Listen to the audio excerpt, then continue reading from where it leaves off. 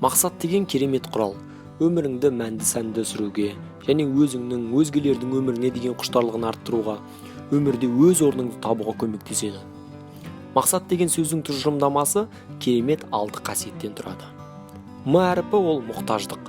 Мұқтаждық кез келген нәрсеге болуы мүмкін. Ол білімге деген мұқтаждық, қадір қасиетке деген мұқтаждық, ақшаға деген мұқтаждық және тағы басқа.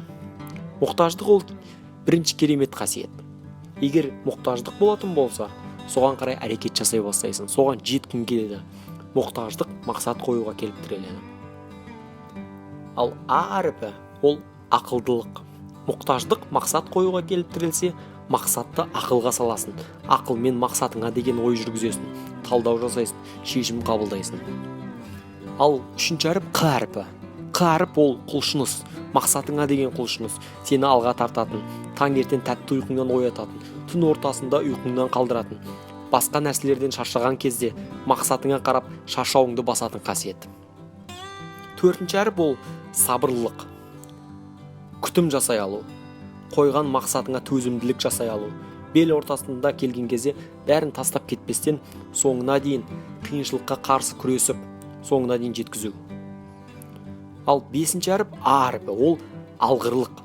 Алғыр шешім қабылдау, алғыр ойланып, мақсатыңа деген дұрыс жолды тұтыну. Және осы 6 қасиеттің ішіндегі ең керемет қасиет ол Т әріпіндегі тәуекелшілік.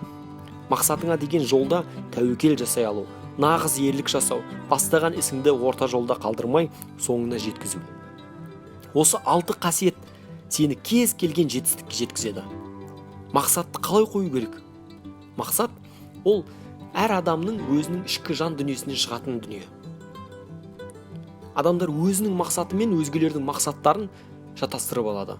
Өзгелердің мақсатын естіп, сол мақсатты өзіне бұрбалап алғысы келеді. Бірақ ол өзінің ішкі жан дүниесі қаламаса ол нәрсені, ол мақсатқа жету қиын болады.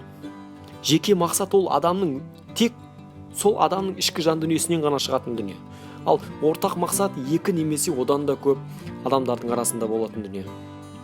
Мақсат қойған кезде адам биік мақсат қою керек. Егер мақсатың биік болса, ол өзі алға қарай тартады. Кейде шаршайсың, бәрін тоқтатып тастағың келеді.